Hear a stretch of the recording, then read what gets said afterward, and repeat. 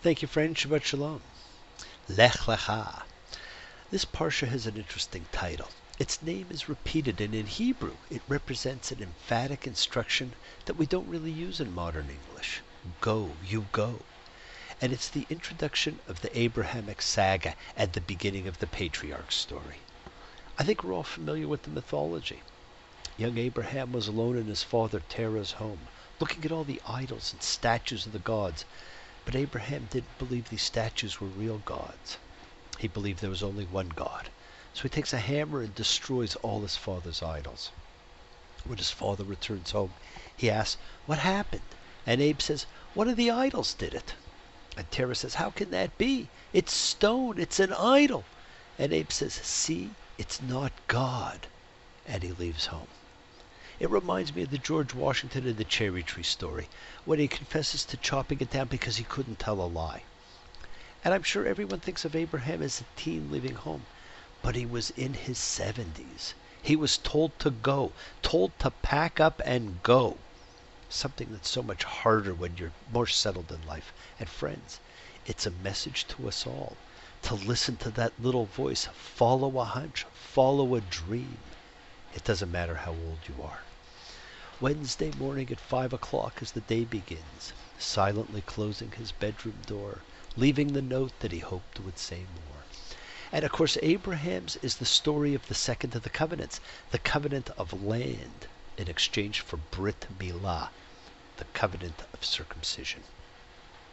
He was 99 when he was circumcised, and Ishmael was 13. Many believe that circumcision creates a connection between the body and the soul and opens the pathways for prophecy. We perceive the world through gateways, such as our five senses and our abilities to think and to reason, and the unseen gateway of prophecy, which requires imagination, desire, and baser aspects of the mind. God said to Abraham, "Be complete."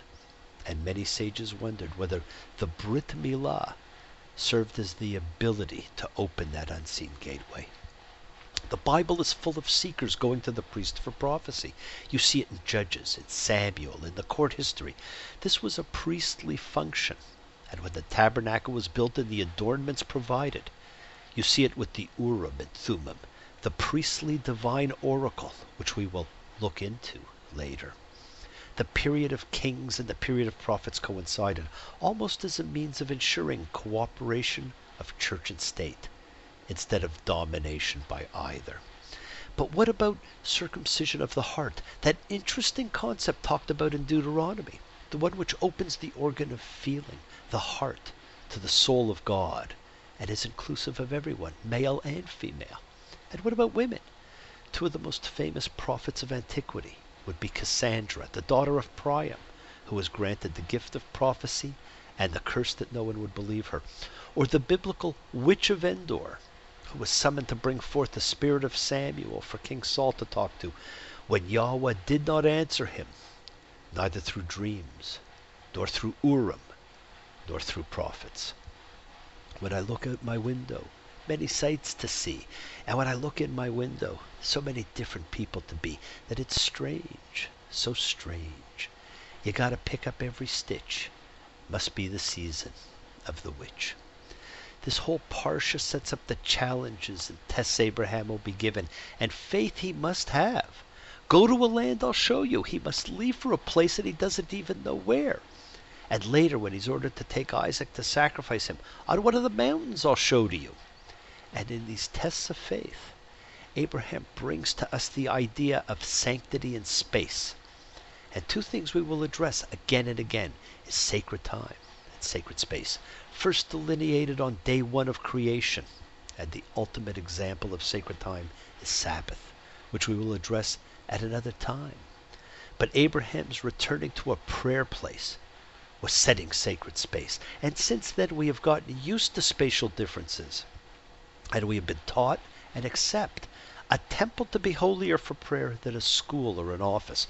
We expect different dress, Sunday best, different behavior, our best behavior, cleaner language, as if God hasn't heard it all before. God knows you when you see it. God knows you've got to weep. God knows the secrets of your heart. He'll tell them to you when you're asleep. But friends, Why does it have to be if God is everywhere? Doesn't the glory of God fill the entire universe? The only real spatial sacred place is in the heart of the seeker. The great sage Rav Kook also felt God was everywhere, but by designating a place, it engaged more of our faculties and parts. And it may be true. After all, we feel different when we ritualize things in preparation for our sacred choices. But don't let it become your belief that it can't be any other way or place. There are sacred places on earth, but you don't need to be there to talk to God or to be listened to. God doesn't judge a book by its cover, and we are taught that too. You can't judge a fish by looking in the pond. You can't judge right by looking at the wrong. You can't judge one by looking at the other. You can't judge a book by looking at the cover. When God turns from Saul, he sends Samuel to Bethlehem to anoint the son of Jesse. And Samuel sees the one he thinks was chosen, and God tells him no. And God says, it's not what the human sees. God sees what's in the heart. If the only thing that makes us like God in his own image, it should be that we have that gift too, and we do. We can all see what's in the heart. We just don't always execute it. Friends, the first two parshas, Bereshit and Noach, were about God's relationship with humanity. It took 10 generations to see humanity failed, so he chose a single righteous individual. 10 generations later, he sees he doesn't have a planet full of Noahs. So the focus again shifts to a single individual. The adventures of Abraham's family are metaphors for the greater movements of humanity. Its expansion, interaction, trading, relatives, 2 sons, both great nations, and ultimate sibling rivalry. And his adventures create one of the strangest stories. Famine forces Abraham to Egypt. He's 75 and tells his wife to pretend she's his sister because she's so beautiful, and they'll kill him to take her if they know they're married. Pharaoh takes her as his wife and gives great wealth to Abraham in exchange. And when Pharaoh finds out she's his wife, he sends her back. Sarah means princess. Abraham lived in Pharaoh's court. Did Abraham learn things here that would be incorporated into subsequent spiritual practices? Was Abraham royalty? His name change and Sarah's were like the assumption of king names, so common in ancient times. We aren't told why, but at some point the divine choice of Abraham is supposed to be good for mankind. Maybe we aren't there yet. But pay attention to that still small voice that speaks to you. Your destiny could be at stake. Shabbat Shalom.